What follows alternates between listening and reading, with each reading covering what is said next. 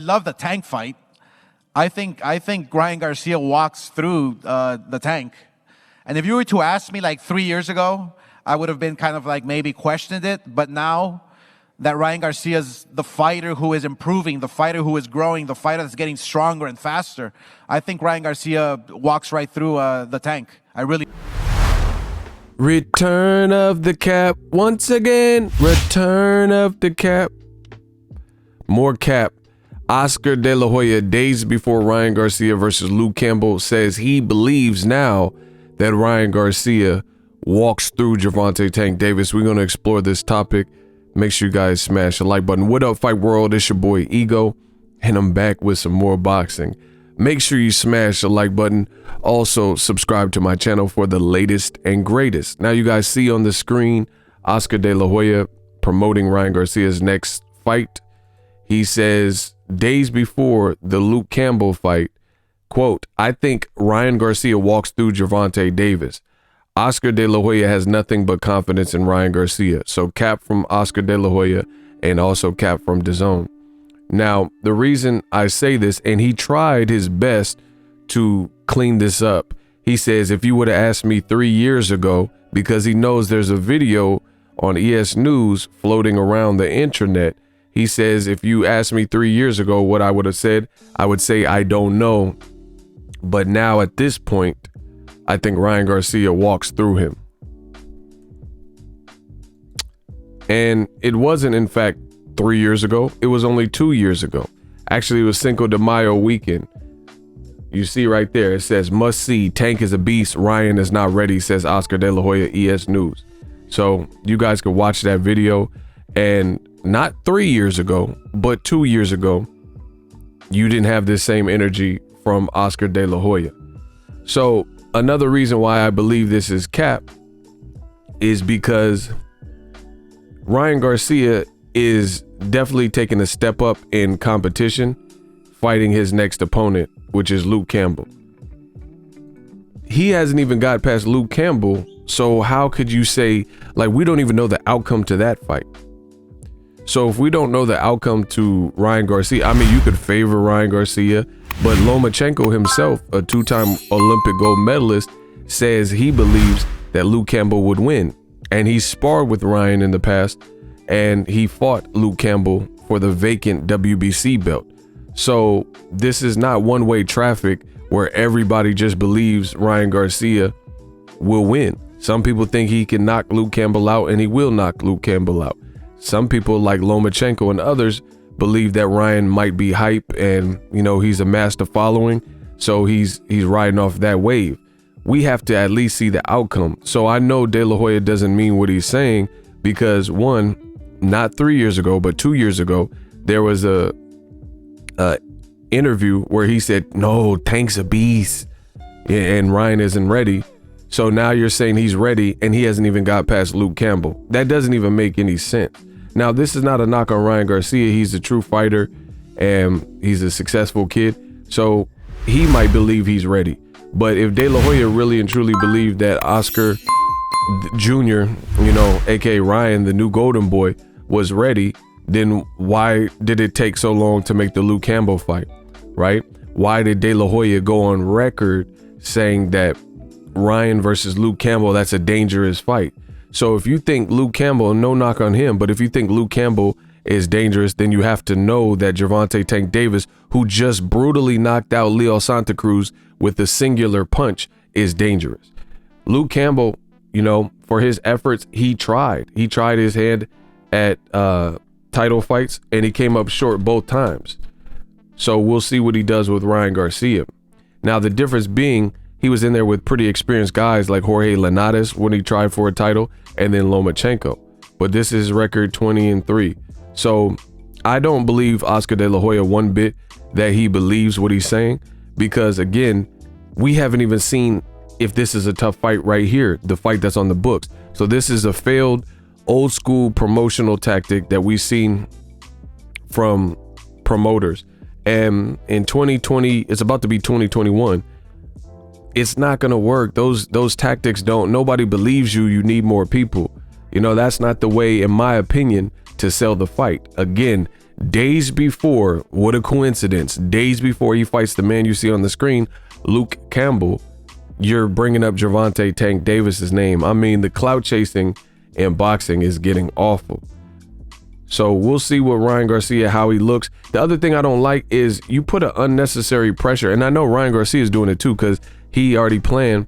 He says, after I knock out Luke Campbell, that I'm going to call out Gervonta Tank Davis. I've never been a fan of overlooking the guy that's in front of you. Boxing is a weird sport. In January of this year, we seen Julian J. Rock Williams, and he was house shopping. There was like videos of him like buying real estate the fight week. And then it was that fight against Jason Rosario in January of this year where he got upset. Now, January 2nd of next year, 2021, a couple days away, Ryan Garcia is fighting Luke Campbell. So I'm not a fan of boxing and like overstepping his boundary and looking past who's in front of you. You're still in there. Even if Ryan wins, you're still in there with the gold medalist. You got to give him respect. And see, this is the thing where boxing continues to get it wrong. If we're not supposed to give Luke Campbell respect, and this is not an honorable fight where he has a chance to win, then you would have to ask yourself, why did you even make this matchup? This is not a mandatory or something that he has to fight. So like, why did you make this matchup if we're going to just overlook him and start talking about a bunch of stuff with Gervonta Tank Davis? So as you guys can see, it's a bunch of clout chasing. It's a bunch of clout chasing in boxing where, you know, he has a fight in 2 days against this guy, Luke Campbell, but the whole promotion will be about Tank. You know, the DAZN commentaries, the commentators will talk about Tank. You know, it's just lame. And I don't think it's fair to the opponent. And I don't think it's a good look. You're putting a lot of pressure on Ryan because he's putting pressure on himself too, because he said more or less the same about he wants to fight Tank and he needs it for his legacy and stuff like that. But I've just never been a fan of that. I've never been a fan of that. Again, if the matchup in front of you in 2 days is so shitty that you're already looking past him, then why'd you even make this fight? You know, it doesn't make sense. So you can't really win there. The other thing is it just puts an immense pressure on the fighter to look good. In boxing, some fights are tough. Some fights are unexpectedly tough. You don't know what you're going in there. This is, you know, the difference between life and death, literally. So you got to give each opponent respect. Julian J. Rock Williams, he came up short with Jason Rosario. Povetkin, after getting dropped twice, knocked out Dillian White. Luke Campbell, this is who you have to see, but they're using whole promotions about Gervonta Davis. Davis already got past his opponent. He already got past his opponent, Leo Santa Cruz, so he's just spending his paycheck, saving his money or whatever he's doing. Ryan, this is his major step up. He doesn't have a real title outside of the WBC secondary title that they've given him or made available for his fight.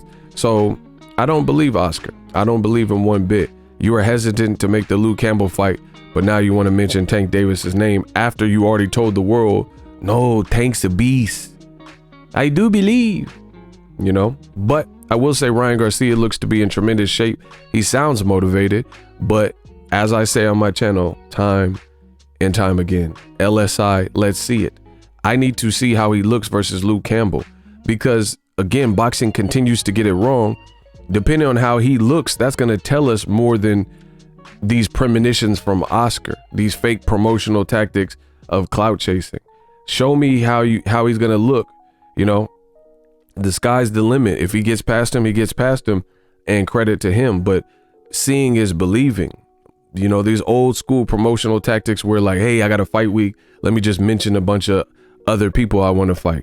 You know, it's lame and it's tired and it doesn't really do anything. Like that's the old like guard and old media way of trying to hype their fight. Listen, Ryan's already popular. People want to watch the fight. They want to watch a fight. He did the YouTube documentary. Let it be that. Why keep bringing up Tank Davis knowing there's inherent issues in making that fight, knowing Tank's the A side? And I think Ryan Garcia said he's the A side. So we don't even know if we'll get that fight because you see Terrence Crawford and Errol Spence kind of going through a similar standoff where there's promotional ties and the landscape of boxing. And one guy feels he's entitled to the lion's share of money. And the other guy says, no, no, no. So we don't even know how easy or hard it is to make. So it looks like a Hail Mary desperation attempt promotionally from Oscar De La Hoya. He just lost Canelo Alvarez, Ryan Garcia's stablemate. We don't know how Ryan's going to look with Luke Campbell. And, you know, they're just using old methods that may have worked in the day, but those methods no longer work to build a fight in terms of just saying, hey, you know, we want this fight next. You know, fight and beat the guy in front of you and see how he looks. Because really, if there's no good performance versus Luke Campbell, or if he loses, you got to deal with that, you know. And even if he wins but doesn't look spectacular, you still got to, you know, convince a lot more people depending on however this fight plays out. So I'm not a fan of pressuring the fighters. Let Ryan Garcia show us what he's talking about versus Luke Campbell, and then you worry about the next order of business. It's just that simple. You know, I don't believe De La Hoya one bit. And after Canelo left, you know, it really hurt Oscar and Golden Boy, because these are the promotional tactics that they're doing. Like, let's just link Tank's name with Ryan. That'll do the trick. Yeah, but that's not how it works. But we'll see. We'll see how Ryan Garcia looks. Also, use my link, ESPN Plus. It does help the channel when you guys click on that link. ESPN Plus is a standalone app. It's $5.99. There's a ton of content. You can get it as a standalone app or get the bundle ESPN Plus, Hulu, and Disney Plus, all 3 apps for one low price. Disney Plus has a monster schedule coming, popular shows coming back that are back, like The Mandalorian and more. Click on my link. It does help the channel. Drop your thoughts in the comment section. As always, hate, comment, and subscribe. Till next video, is Ego signing off. So if you enjoyed this video and want more content like this on the channel, you can show your appreciation by going to the PayPal donate button or the YouTube support button, and you can donate any amount that you feel is equivalent to the value of this video. Much more to come. Thank you guys for your support. Boxingego, the future of boxing.